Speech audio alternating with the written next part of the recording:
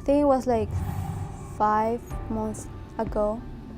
Someone that we know, well, my family and I know, was deported. He had 2 girls and 1-year-old son, and it's just so heartbreaking because these kids are not gonna grow up with their parent, with their dad, only by their mom, and it's just like so sad that families are being separated. When I was in middle school, I was bullied and picked on for being Hispanic, and then it wasn't until I got into sports that really helped it. But even after being in sports, being a part of school, a lot of people end up going back to that ethnic discrimination, if you will. No matter what you've done, no matter how much you've worked hard, or how many accolades or goals you have achieved, sometimes people only see you as a Hispanic or a Latino. It's hard because sometimes people think that all of us are like criminals and thieves, and that's not true. Like, if we came to this country, it's for like a better life, to try to get a better future, and it's unfair that people think bad of us. So. I called Brentwood my home because I was around people who looked like me. The Hispanic community, I felt welcomed, I felt accepted, until as growing up I found out that the world doesn't want me. The world sees me as a parasite or something that doesn't belong here, and that hurts because as a child you always thought you belonged here. You pledged your allegiance to the flag, and now that doesn't mean anything to anyone.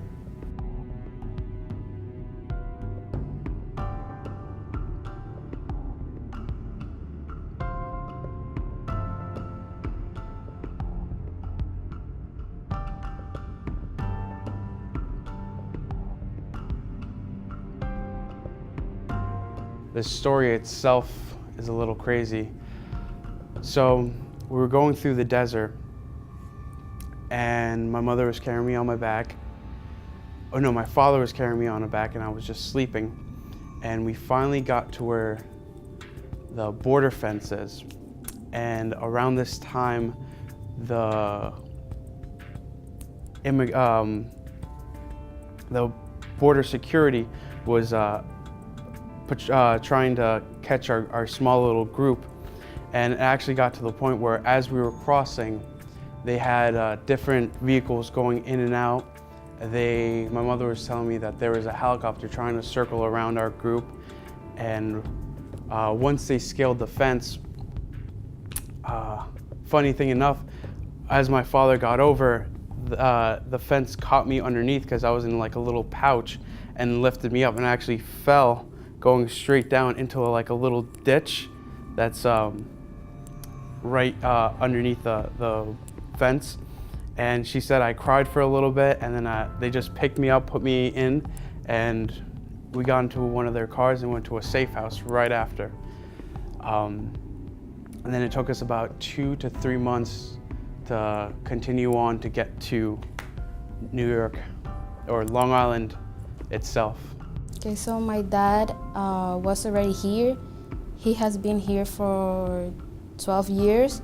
So my mom and my brother and I wanted to reunite it with him. So we came here for that and to get a better life, because in my country the things were not good. The gangs, because even like if you are not part of them, they still like hurt you, and it's really dangerous. Like you cannot like walk or be safely there, because if you have like earrings or like bracelets, anything, they can even kill you for things like that. Even like sneakers, if you have like Nike sneakers or stuff like that, they can kill you for it.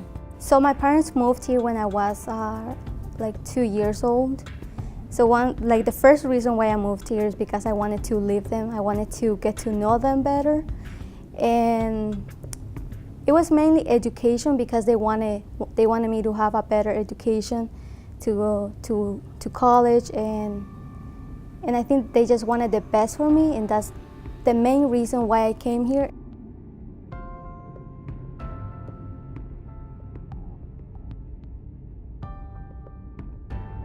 So last summer I went to the town where I live, like the main street, and I applied for the job.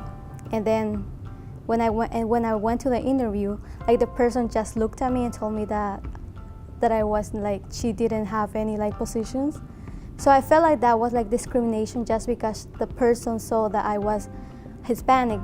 In my job, I faced a sort of a discrimination act between me and one of my customers that I checked out. I work as a cashier.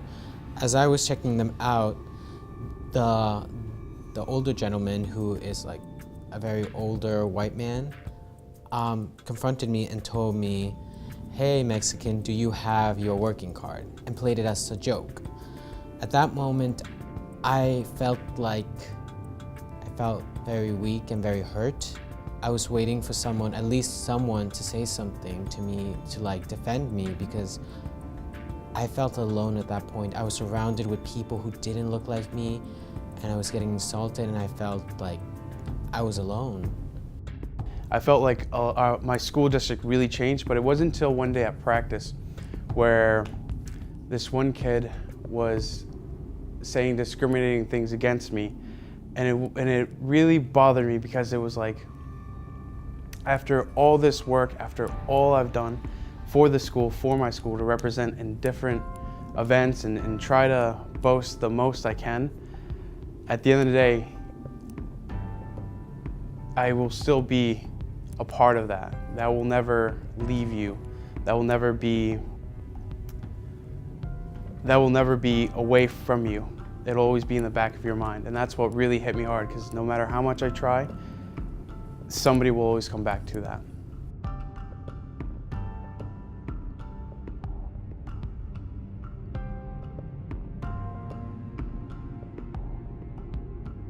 Maria lived here in the United States for about almost her entire life. She was in high school with me, and at the time, because she was part of the same church as my mom, and we always collected food for Maria's family from the food pantry we had in our church.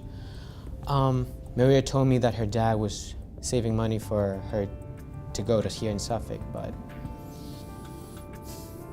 after Trump's administration got elected, I went to her house one day and she wasn't there. And it's very hard to remember, because they were working so hard for their American dream, and I felt like it was taken away from them.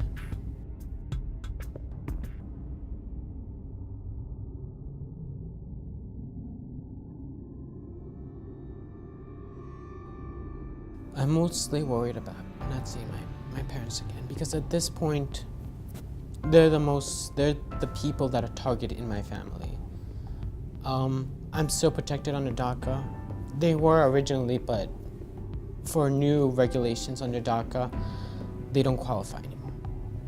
So we have created a plan B just in case, if I don't find them one day home, that I have to continue my studies and I have to continue succeeding, and that one day I can see them again. Why do you think deportation is like the solution to a problem?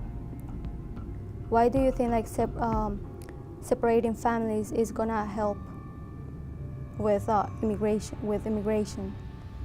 And I think like students, we have a lot of dreams and we can do a lot for the American society.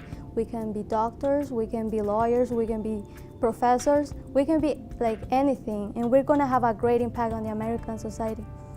No matter how much hate they spew, no matter how much they want to rave about anything, whether it's racist, whether it's prejudice, discriminating, just have an open mind, because one day they're going to turn around and see you, and they're going to welcome you with open arms.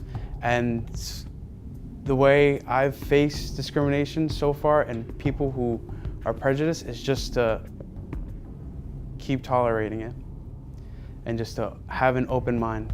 Most of the population here in the United States are immigrants. If we are here it's because we want a better future, and we don't want to steal anybody's job, or we don't want to bother anyone. We just want a better future and work hard to get that. You have a history. Your children have a right to talk about that. Me, I should have a right to talk about where I'm from, like anyone else in this country, because we all come from somewhere, and I do not want to be ashamed of where I come from.